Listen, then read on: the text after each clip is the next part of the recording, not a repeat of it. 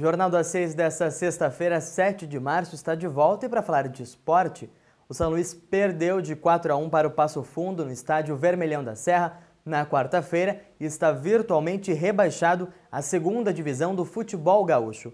Com a derrota, o rubro precisa vencer as últimas partidas e ainda torcer por uma combinação de resultados para permanecer na elite do futebol gaúcho. Em Passo Fundo, o time do técnico Alessandro Teles jogou metade do primeiro tempo com um jogador a mais, mas não soube aproveitar a vantagem. O Passo Fundo não se abalou com a expulsão e foi para cima. O time da casa marcou o primeiro gol do jogo aos 23 minutos. Riantoni cabeceou a bola e o goleiro Renan defendeu, mas sem cobertura, o próprio Riantoni aproveitou o rebote e mandou para a rede, fazendo 1-0. Jean-Pierre Gonçalves expulsou dois jogadores mais dedicados em campo no time do São Luís, João Paulo e Thiago Costa. Um minuto depois das expulsões, de novo ele, Riantoni, que já vestiu a camisa do rubro, fazia seu segundo gol, 2-0. Sem poder de reação, o time de Alessandro Teles tomou o terceiro. Aos 19 minutos, Lenilson ampliou o placar. Aloísio descontou para o São Luís aos 31 minutos, um golaço de fora da área. Mas a noite era mesmo do Passo Fundo. Matheus Santana fez o quarto gol aos 35 minutos e fechou a goleada. No jogo dos desesperados aqui no estádio Vermelhão da Serra, em Passo Fundo, quem se deu melhor foi o time do técnico Luiz Carlos Vinck. Venceu o São Luís por 4-1.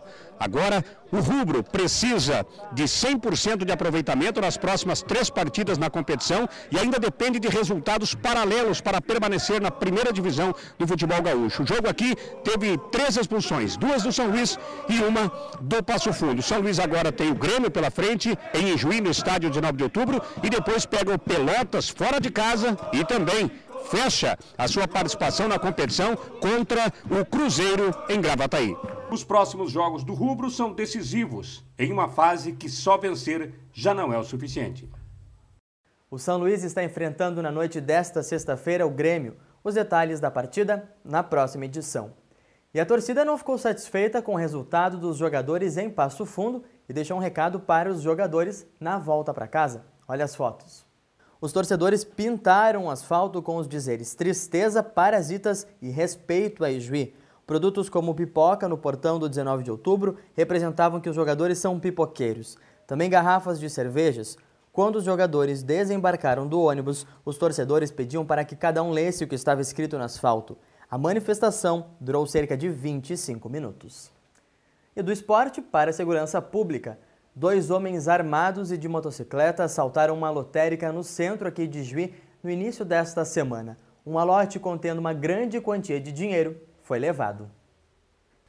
Testemunhas disseram que os criminosos estacionaram uma motocicleta preta a poucos metros da porta de entrada da lotérica e invadiram o local de capacete.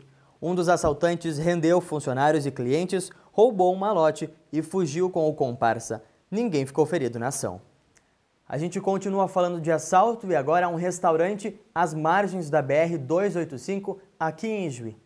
2 criminosos armados abordaram um homem e o revistaram. Eles queriam um malote, pois tinham conhecimento de que a vítima faria o serviço de banco.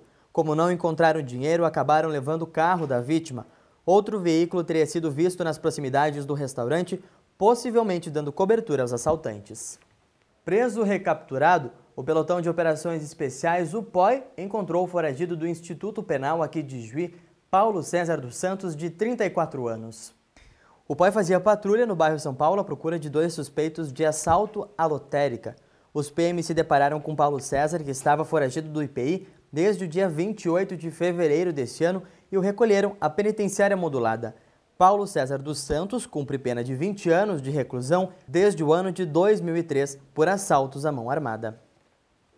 E o feriado de carnaval foi sem descanso para a Brigada Militar, porque foi feita uma operação contra o tráfico de drogas.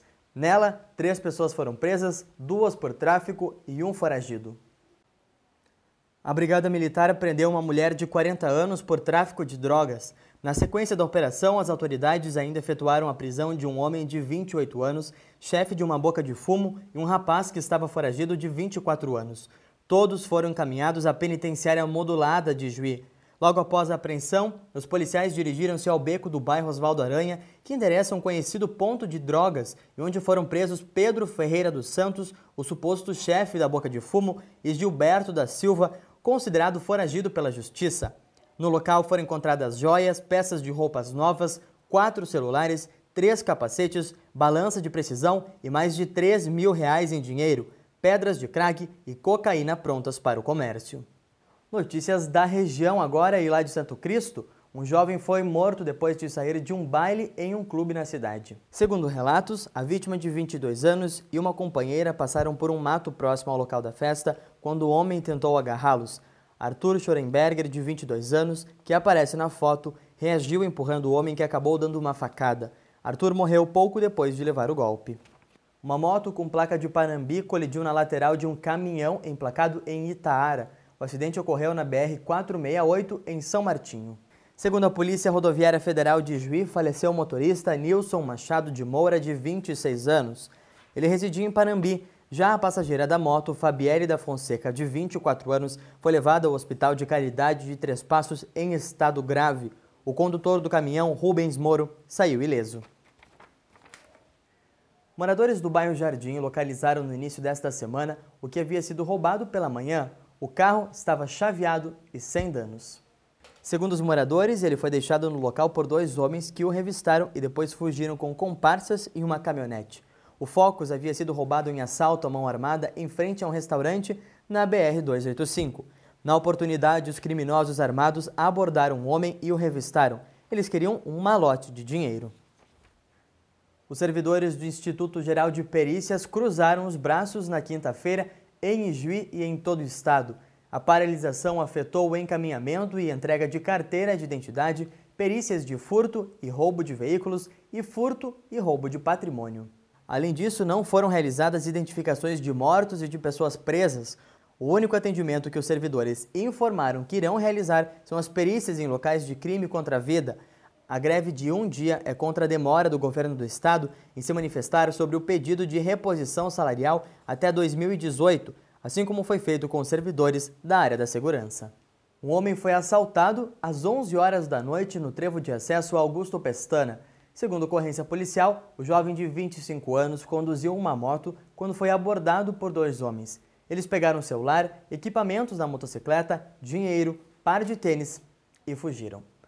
O Jornal das 6 fala agora de tempo. A semana teve sol e chuva, mas como é que será que ficam os dias daqui para frente, já que o verão está tão próximo de se despedir?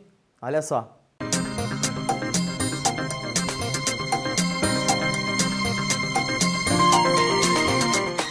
Mesmo alguns dias começando com neblina esta semana, a previsão permanece de tempo seco em boa parte do estado, com baixa umidade do ar em algumas regiões. Um ciclone extratropical do oceano está previsto e vai provocar pancadas de chuva, preferencialmente à noite, em algumas regiões. A meteorologia alerta para o ar mais seco na campanha, oeste e aqui para o noroeste do estado. Os valores ideais para a saúde são sempre entre 60% e 80%. E nessas áreas os níveis vão estar muito baixos. Portanto, a hidratação continua sendo a principal dica dos médicos. Os termômetros agora, sábado de sol e temperaturas amenas, mínima de 18 e máxima de 28 graus em Ijuí.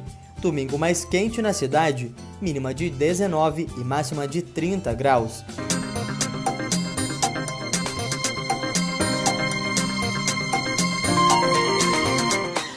Nós vamos falar agora de trânsito. Mais de 20 pessoas morreram nas estradas gaúchas no feriadão de carnaval, sendo que 8 estavam em motocicletas. Segundo a PRF, a irresponsabilidade é a causa de tantos acidentes.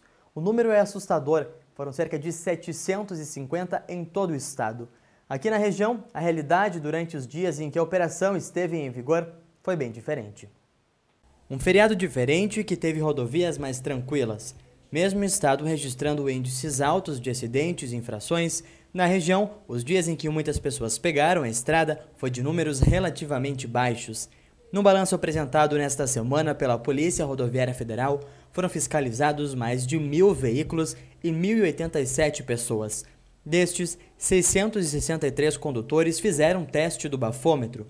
262 infrações de trânsito foram registradas, 32 delas por ingestão de álcool.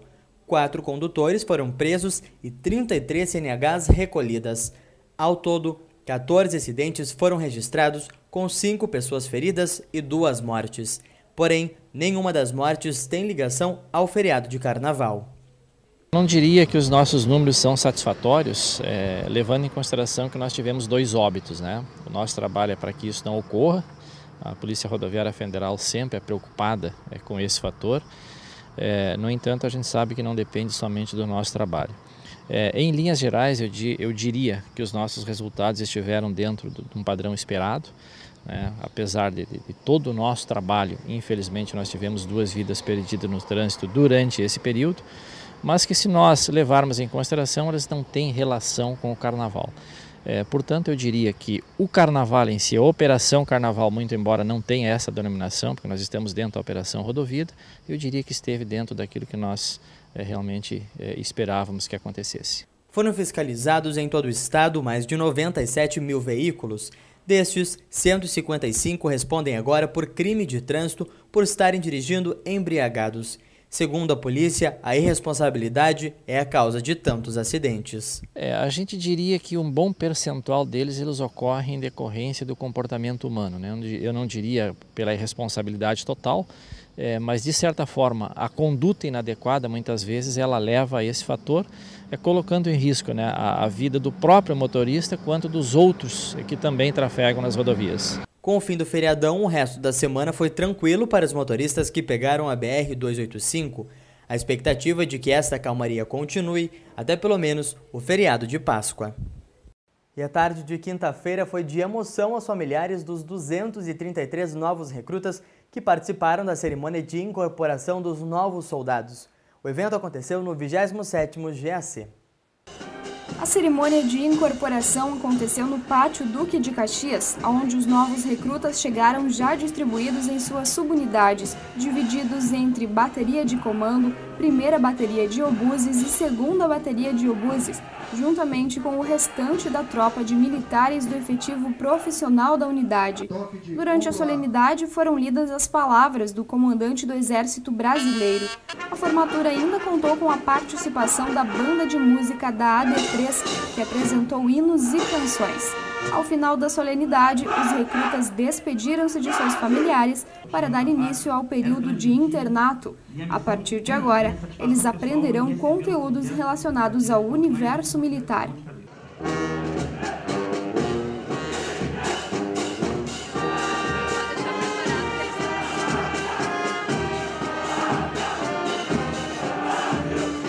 E antes de encerrar essa edição, a gente deixa os parabéns para todas as mulheres que trabalham, ajudam na casa, cuidam dos filhos e assumem cada vez mais responsabilidades e todas elas, claro, com competência.